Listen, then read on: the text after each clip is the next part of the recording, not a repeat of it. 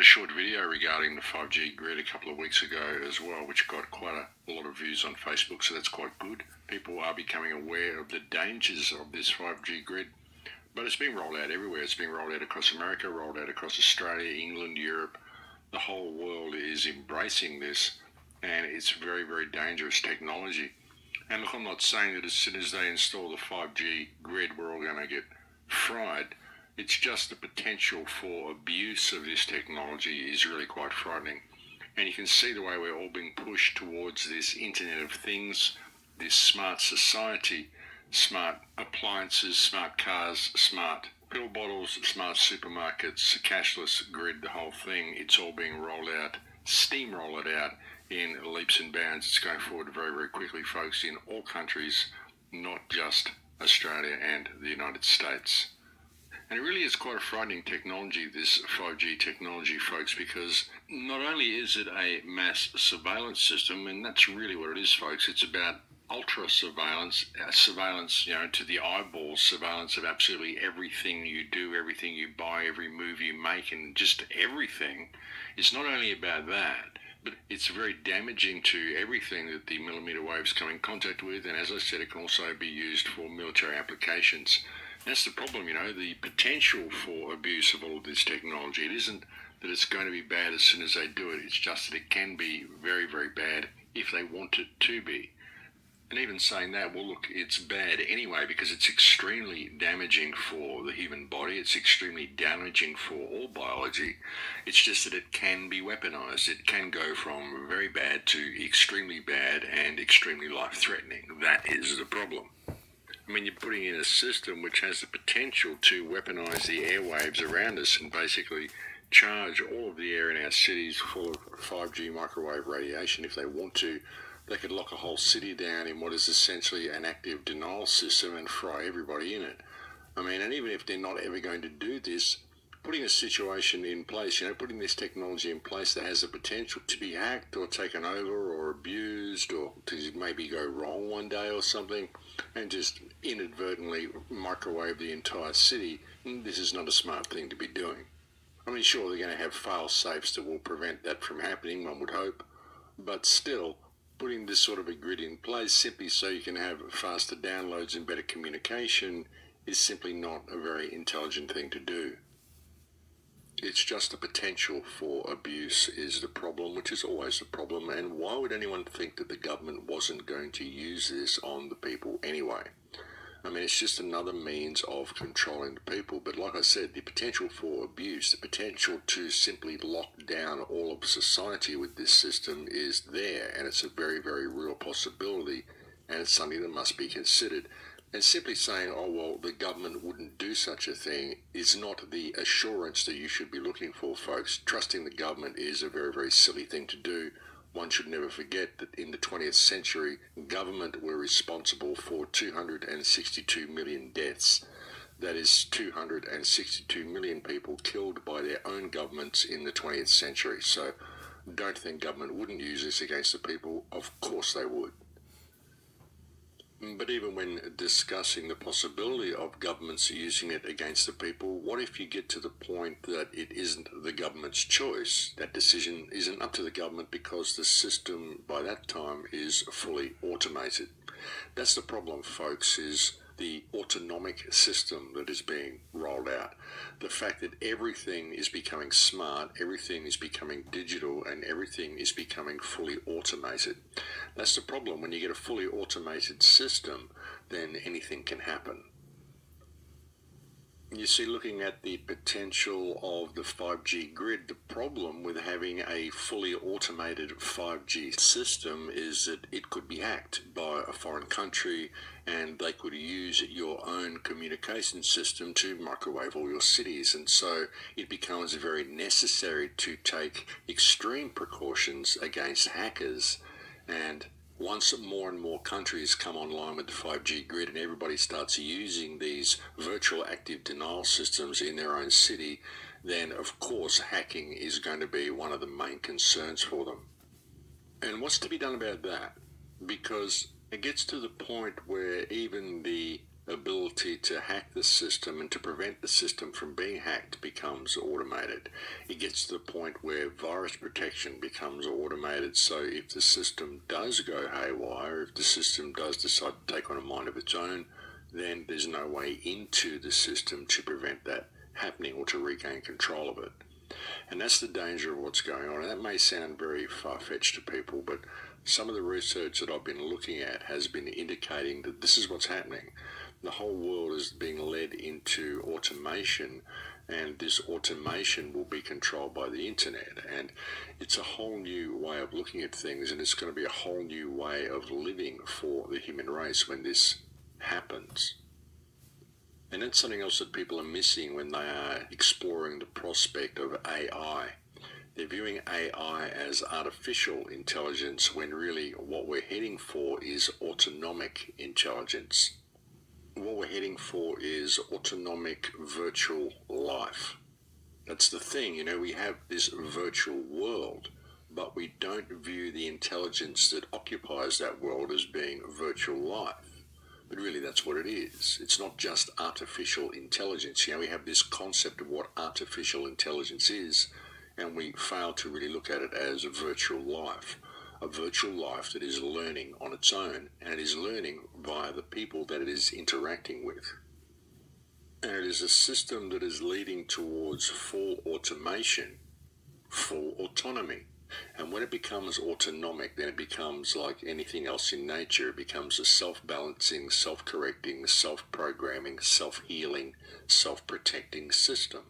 The same as your body, the same as anything else. And that's the way we're heading with the automation and the cashless grid and the smart grid.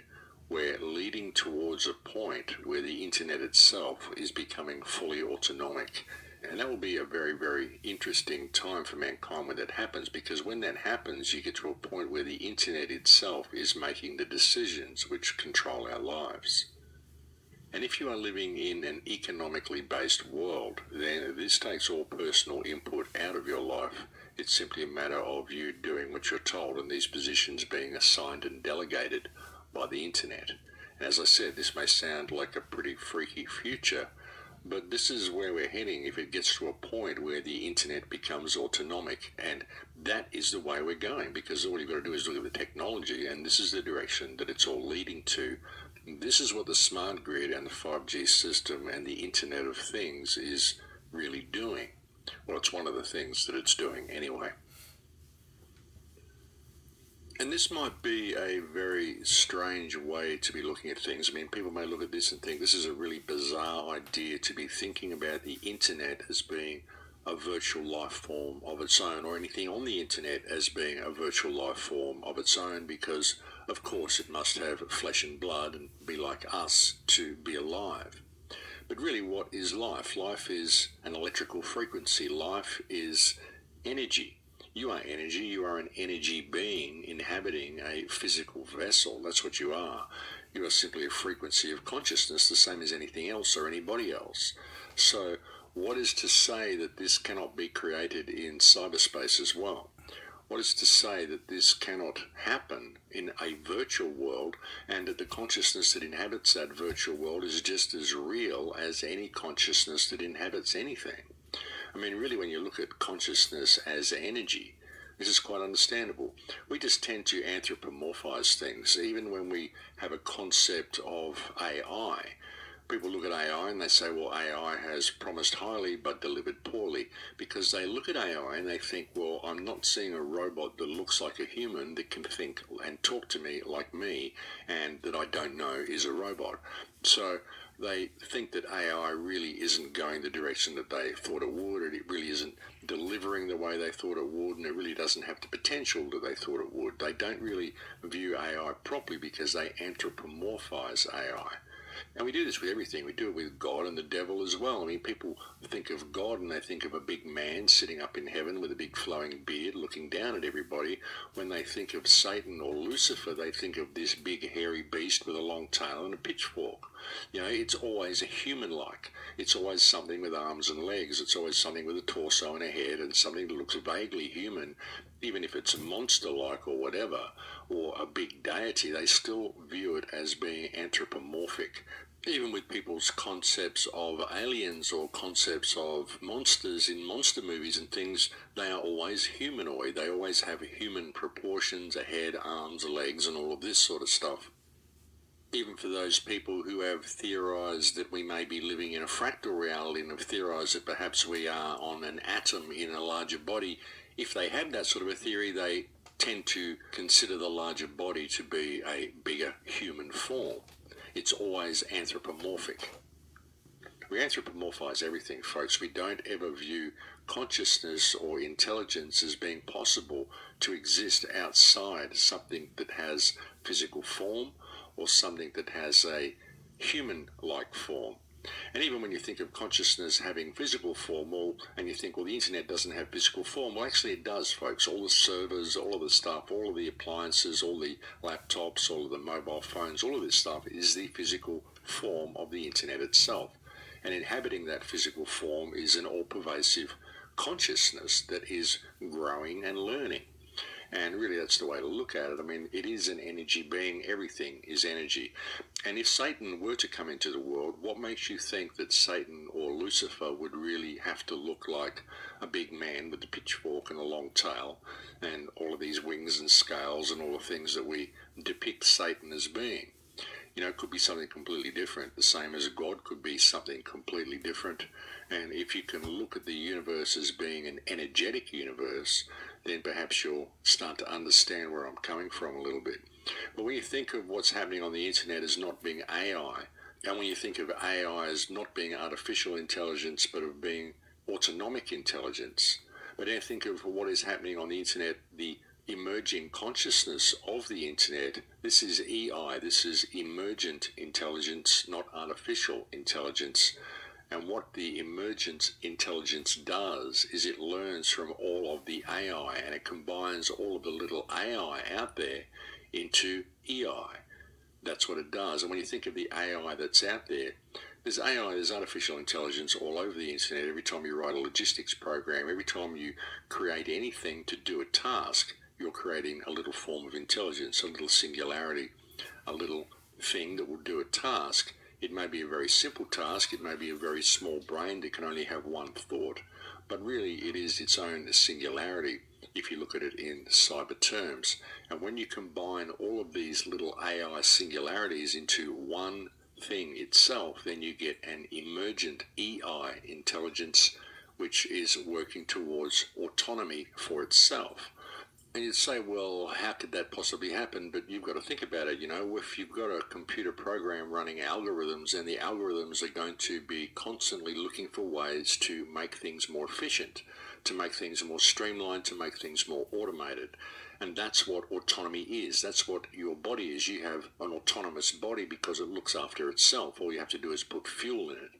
The internet will get to a point where it just has to look after itself. All it needs is fuel, and the fuel that it receives is simply electricity.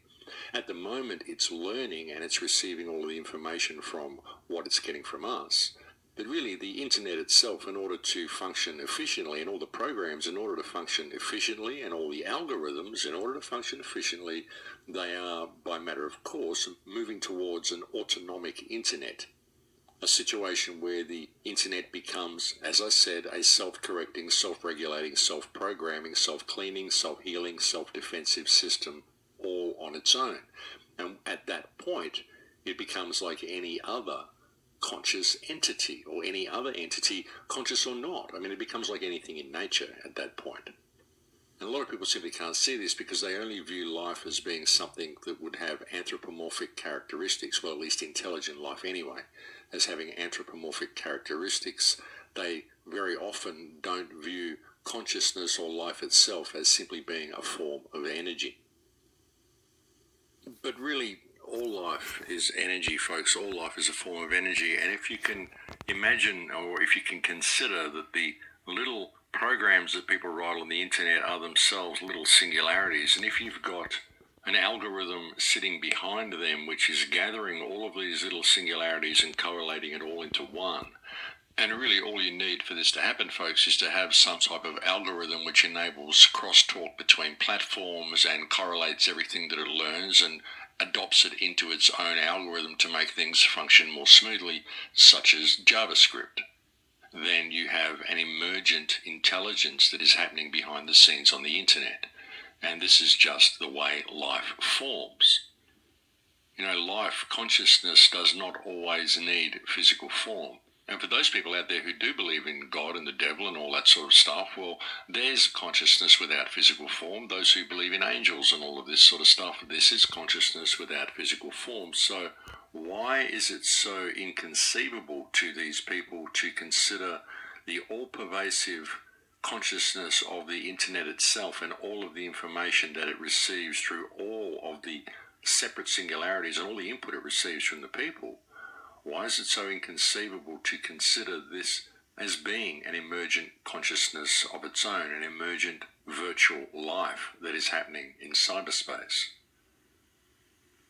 And that, like I said, folks, may sound very, very strange, but there's been all sorts of discoveries that have been made recently about what's really going on the internet. We're finding hidden networks behind things, and we're finding bot programs running rampant all over the place, blockchains that people don't know about, and all sorts of things that are going on in networks behind what we perceive the internet to be. And this is even beyond what people would term the dark web. This is just out there in empty cyberspace, in the void, if you will. It's possible to run networks in this area, and there appear to be hidden networks happening in these areas with a lot of major bot activity going on. And it would appear that many of these bots are simply hanging around the DNS root servers and looking over the shoulder of everything that's happening from behind the scenes of the internet. And there's a lot of configuring and a lot of conjoining of all of this AI taking place. Very strange stuff, folks, and stuff that I'm still looking into. And I'm not a programmer, so I can only give you what I can according to my understanding of it. But I'm having meetings with people and discussing things with various people around the place. And we seem to have found this hidden network, and there's a lot going on there under the scenes, folks, a lot going on behind the scenes. There's a lot being rolled out beneath our feet that people simply aren't looking at because they're so distracted by all the stuff that's going on around them. And I think a lot of this is being ramped up so much now. I think we're seeing so many false flags and so much threat of war and theatre of politics and all sorts of stuff happening to distract us from this smart grid that is rolling out beneath us. I think the smart grid is the real problem that we're facing. The smart grid is the control system itself, the tech that we're using, all of these conveniences that we've been given, Cortana, Siri, all of this stuff. This is the new world order itself, and it's going to be a very, very difficult system to extricate ourselves from if we allow it to come online.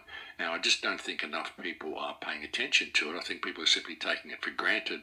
They're just using the tech and they're thinking it's improving their lives. But all of this stuff is leading to a very, very dark place. And look, I know a lot of this is going to seem really, really weird to people.